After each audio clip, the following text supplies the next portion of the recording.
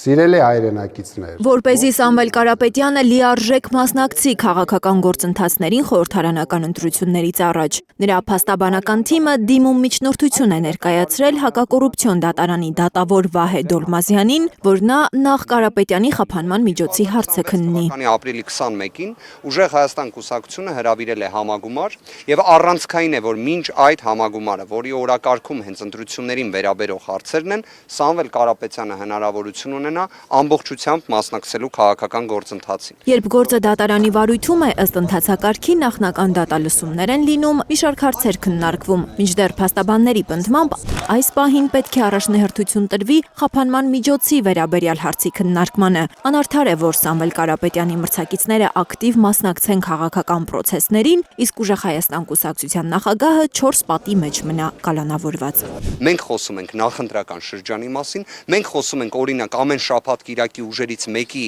քարոզարշավի մասին, իսկ ուժերից մյուսի առաջնորդի տնային կալանքի պայմաններում գտնվելու մասին։ Այս իմաստով նաև տնային կալանքը առավել քան ինտենսիվ է, անհամաչափ է, ապօրինի է եւ մեղմ ասած որևէ մի իրավական փաստարկման չի դիմանում։ Այսինքն այս պայմաններում այն պետք է վերացվի։ Հատկապես, որ Սամվել Կարապետյանի տնային կալանքը ոչնչով չի զիջում բանտային կալանքին, պնդում են փաստաբանները։ Տեսակցությունները Կարապետյանին շարունակում են մնալ խիստ սահմանափակ։ Նրա վերջին հանրային ուղերձն էլ նկարահանվել է մեծ դժվարությամբ։ Ընտանիքի անդամները հարազատները, այսինքն այն անձինք, որոնք հնարավորություն ունեին ներկա գտնվելու, տեսակցելու Սամվել Կարապետյանին, նման պայմաններով փորձ է արվել այնքանով որքանով հնարավոր էր այդ տեսաուղերձը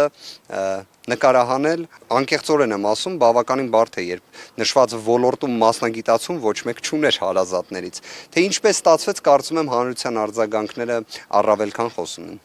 Եթե որպես կանոն խափամիջոցը կիրառվում է կալանքը, օրինակ, կիրառվում է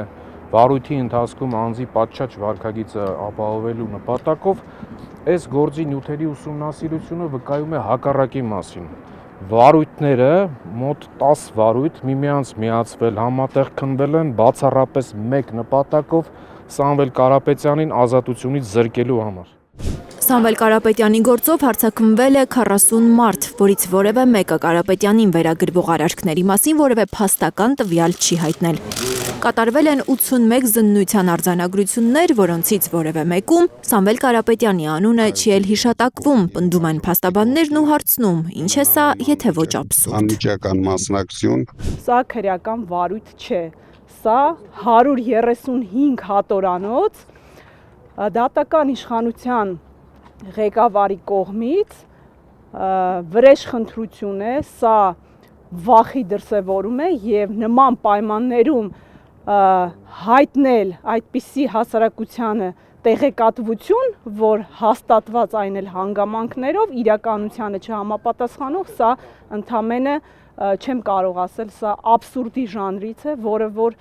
մեր աշխատանքային պրակտիկայում երբևէ գոյություն չի ունեցել նման իրավիճակ։ Փաստաբան Լիանա Գասպարյանը խորհուրդ է տալիս դատախազին քաղաքական արիություն ցուցաբերել դատական նիստից առաջ ինքնաբացարկ հայտնել ու չստորագրել ապօրինությունների տակ, որոնք փաստաբանների խոսքով Սամվել Կարապետյանի նկատմամբ սկսվել են 2025 թվականի հունիսի 17-ից։